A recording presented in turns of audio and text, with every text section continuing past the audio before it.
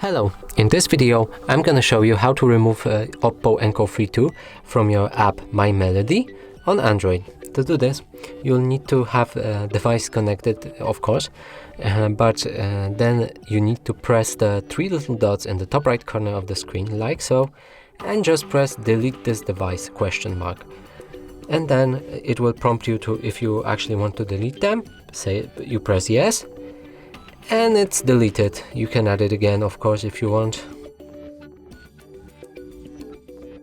Let me make sure that they are connected, because they probably disconnected from my Bluetooth as well. Yeah, they did, and now we're gonna connect them again. Yeah, they show up here. That's it for this video. Hope you like it. Please consider subscribing to our channel, leave a like and a comment below.